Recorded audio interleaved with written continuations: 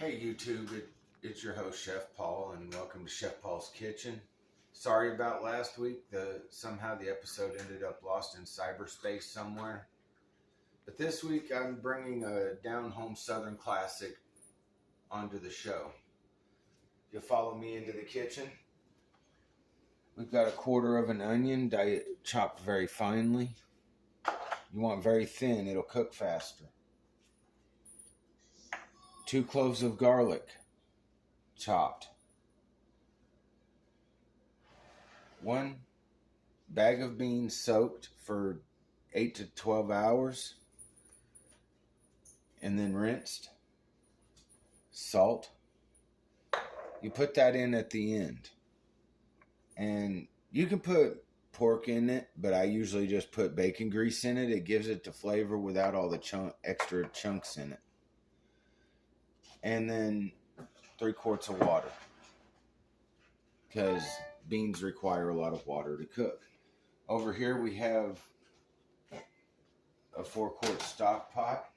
Into that we're going to add our beans. Make sure to get all the beans in there. And then you'll want to add your 3 quarts of water. You can break the monotony of the dish. Just cut some of the water out and add stock in. That'll give it an extra different flavor. We have the garlic going in here.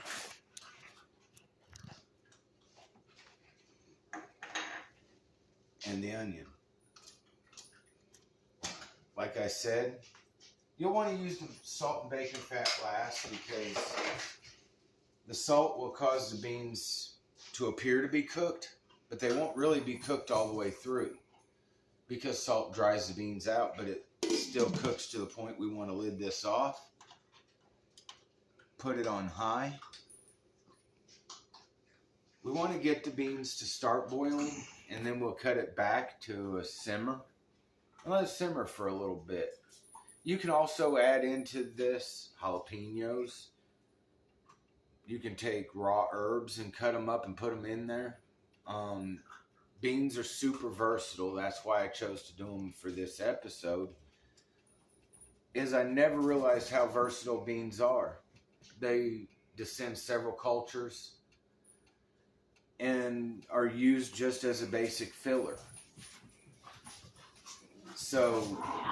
And they're not that expensive. They're cost effective for any family on a budget to do. I do really avoid putting whole big chunks of meat into your beans. Some people put ham hocks, other people put pieces of ham. But don't go too big with the pieces, because they honestly will not break down in the hour that it'll take to rapid cook these beans. After you soak them, it helps them to cook faster because they're already moisturized on the inside, so you're just finishing off the beans with heat. These extra ingredients will cook in, including the water. You'll notice when I'm done with it, there'll be very little water left in it. And every once in a while, you want to have a stirring spoon, because you're going to need to stir the beans periodically, especially doing the quick cook method. Normally we would put this on a simmer, but I'm going to quick cook them so that you can see what the finished product will look like in a quicker amount of time. But you'll get your best batches when you slow cook them. It'll take an hour, maybe an hour and a half, depending on where you live at and what the environmental climate difference is. If you're in Nome, Alaska, it's probably going to take a little while longer for you to cook the beans. It'll probably take 2 hours for you to cook your beans because of the pressure variance. Whereas somebody in Florida that's in a beach area, they're fighting with the humidity.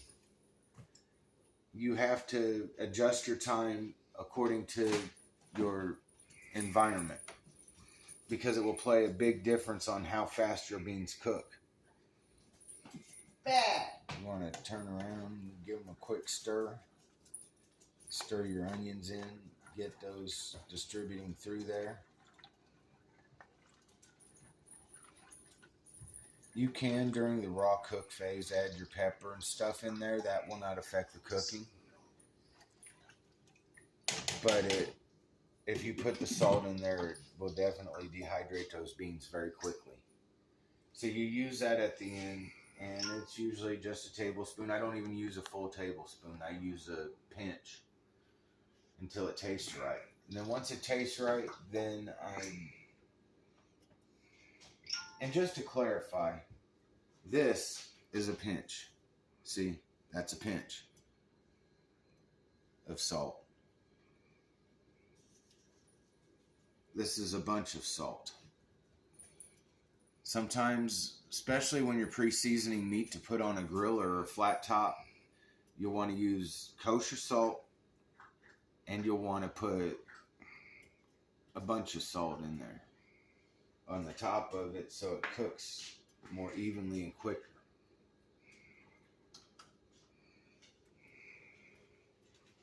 There we go. Those onions are starting to smell real aromatic in there. It would be at this point that if you wanted to add any herbs in there, you would add them in and just let them slow cook with it to lend their flavor to the dish. But we're not going there today. I'm actually doing a traditional Appalachian batch of soup beans. There's nothing short of the meat going in there, but we're still giving it the meat flavor. But this is an Appalachian recipe. Because I live in the Blue Ridge Mountains, so I'm learning Appalachian cuisine as well as other world cuisines, because it's a world all to itself. Now, usually here in Appalachia, they will put it in a crock pot and just let it go all day long. I'm talking from the time they wake up, they turn the crock pot on, and then around supper time, or after the sun goes down, they'll come in, they'll bowl up bowls of soup beans with cornbread and fried potatoes, and there you have a full meal. You know, that's filling and meets all your nutritional needs.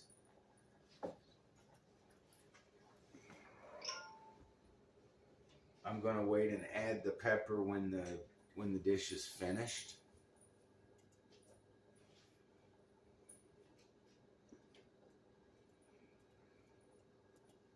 And in the meantime, grab you a clean utensil and clean your kitchen, because a happy kitchen is a clean kitchen. And you clean as you go, you have less to do later.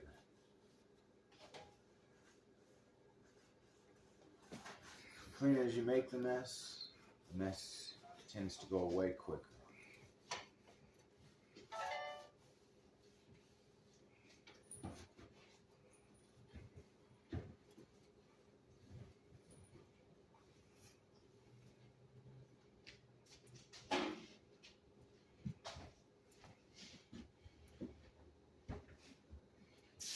This right here is an example of a simmer.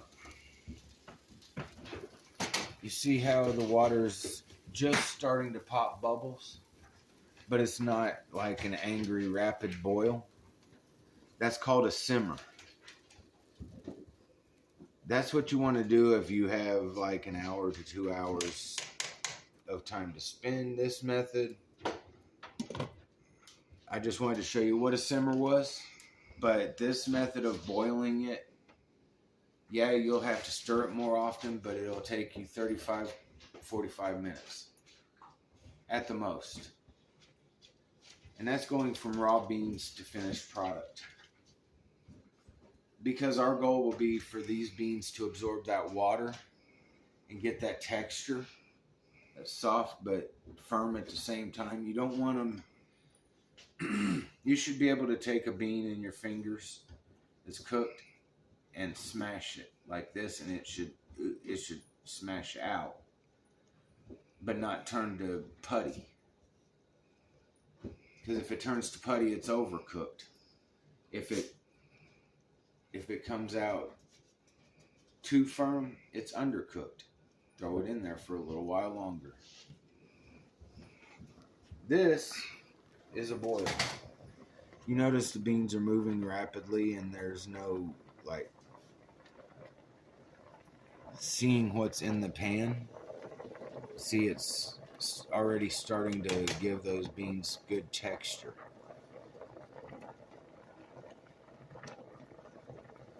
And as we stir these, you're going to see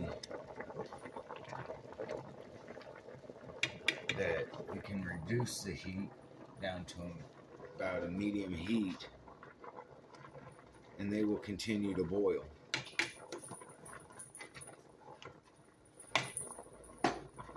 Then you let it for about 10 more minutes. After that 10 minutes, you should be able to take those beans and see where the water has somewhat started to reduce, because that's the whole plan, is to reduce this down to where it is just straight food product, ready to go, ready for you to eat it right out of the pot.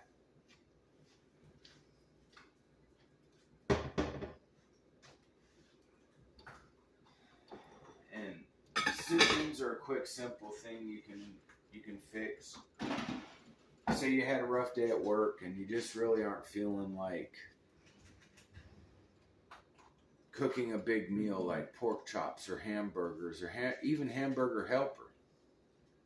When you get up in the morning, cut your ingredients up, put them in a crock pot, turn the crock pot on medium heat, and just let it sit, let it ride. All right. This is a light to medium boil, and notice it's calmed down a little bit, but we're just now starting to get some water reduction out of this. It means those beans are starting to take the water and all the other flavors we put in there into those beans. So I'm going to go ahead and add some pepper, just ground black pepper. Just take the grinder. I like the taste of fresh ground pepper and the concentration, because you can adjust the grind on your pepper. But you can go out to the store and buy medium ground pepper, and that's best to cook with. You want to stir it in and make sure that it gets thoroughly incorporated into your mix, because this is going to be yet another flavor profile in your beans.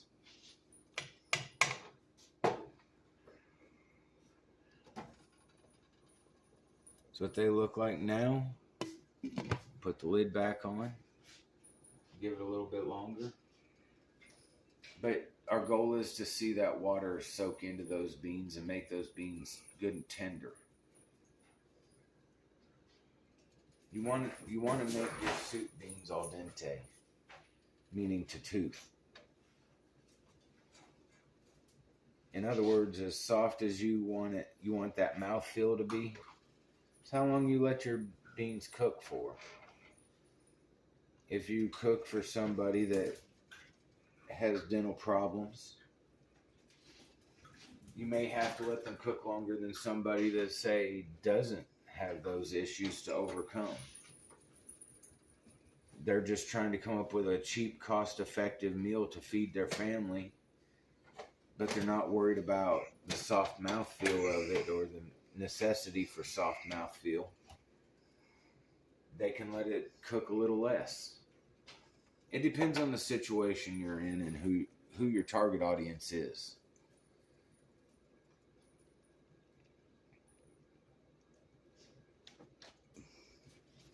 You can slightly crack the lid and it lets some of that vapor out, because that vapor is water evaporating. So we're actually letting it out so that those beans soak it in at a better rate. Because we're doing a quick cook on these beans. And you can garnish your beans any way you want to. You can put it in the middle of a bunch of fried potatoes, around the edge of it with a couple slices of warm cornbread or a dinner roll or bread, whatever you happen to have handy. And you can do it that way, or you can put jalapenos on it. You can put fresh basil on it, parsley sprigs, whatever you want to do to make it your dish. The only purpose of this show is to give you the basics of how to do it.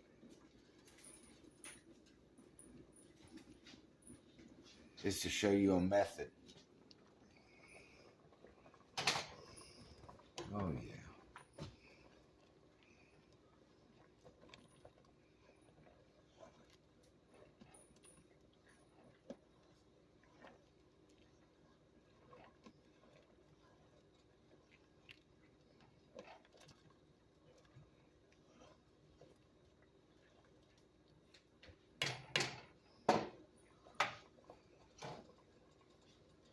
They're starting to get there.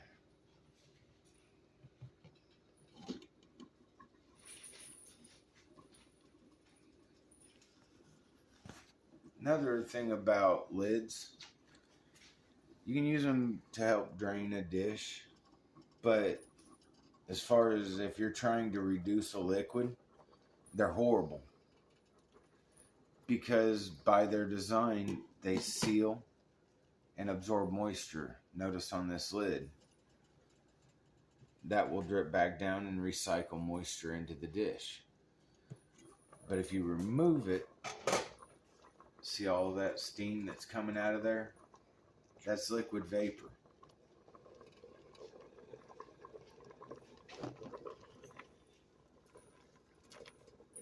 The beans are cooking up beautifully.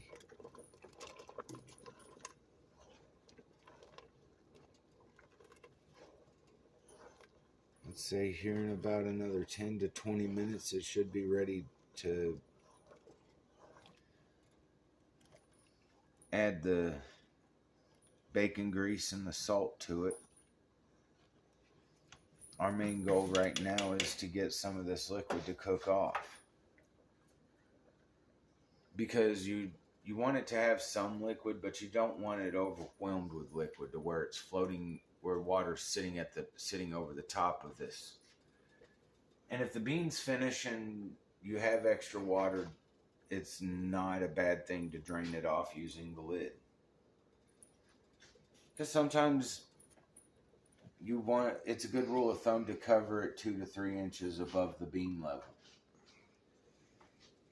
So you may put that 2 or 3 inches in there, but say your beans are cooking faster than the water's. Your beans are cooking faster than the water is evaporating. It's not something that you've done, you know. But continuing on, your beans might cook before all the water reduces, right? What do you do in that situation? Well, the answer to that is you can dump some of that liquid off. That is why you regularly test beans and check for tenderness. These beans are still cooking, but yet all that water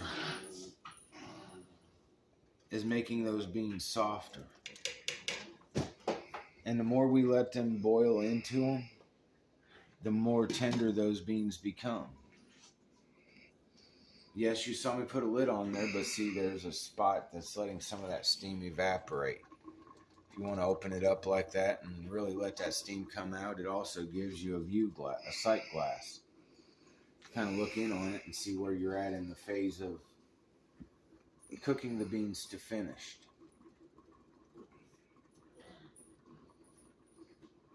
Then after your beans are done cooking, not part, but the whole of this bacon fat, see, that's 2 tablespoons of bacon fat. You can use sausage fat, whatever you happen to have around. If you happen to have lard, you can use that if you so desire. And then, I know it seems crazy, but you can drop this whole thing in there and it'll season that entire pot of beans. To where it's not salty, but it's not bland either. Because nothing's worse than bland beans. I hate bland beans. But over here, I happen to have a batch that I finished using the same recipe in my refrigerator. Because I love to try out recipes before I bring them to you. I like to make samples of recipes.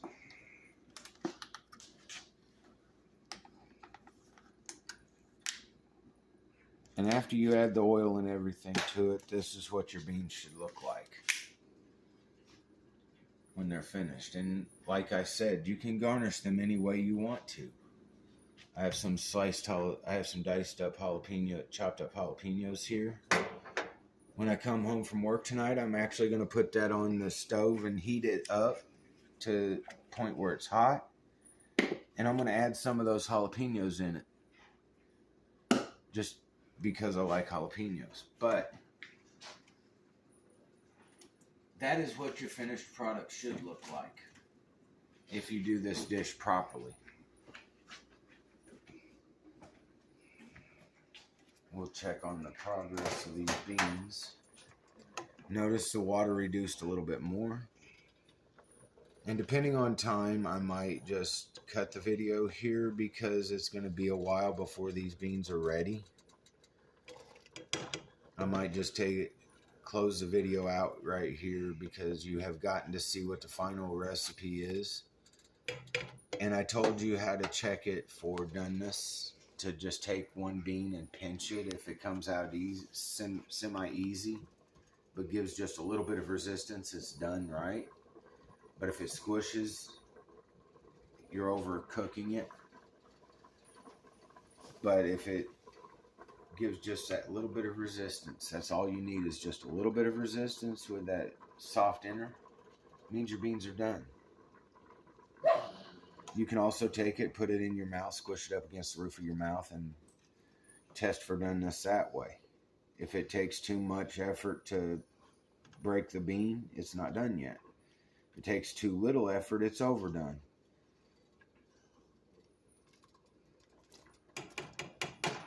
Because what I will end up doing, because of the fact that time is of the essence, and I don't have enough time on this YouTube video because I don't like going over 30 minutes on a video. So what I'm going to say is enjoy the recipe for soup beans. It's 2 tablespoons of bacon fat, sausage fat, whatever you want to use in there to give it that flavor. Or heck, go all out and put a piece of meat in there. Just let it break down as you slow cook it. Make the dish your own. All I'm doing is giving you the broad stroke of how to make a painting happen. It's kind of like when you watched Bob Ross as a kid, how he would say, no such thing as mistakes, just happy accidents. We'll turn this happy tree into a happy bird. Same thing with this. This is just a broad stroke showing you how to fix it. But it's up to you to do it your own way. You're not going to like what I'm going to like in my soup beans, just like somebody else might view what I'm doing with my soup beans as wrong by adding bacon grease instead of just cutting bacon up and putting it in there. If I had all day to slow cook these beans, I probably would have put a protein of some sort in there with this, but beans in and of themselves are a protein. So adding extra meat in there is actually adding double the protein. Not healthy. So you cover it back up with the crack. And with that being said, this is Chef Paul Catton. I want to remind you to share, to hit the like button. Give me a thumbs up if you like the content. Subscribe, hit that little bell for notifications so you know when I drop another episode. And always remember, it's all about the food. Bon appetit.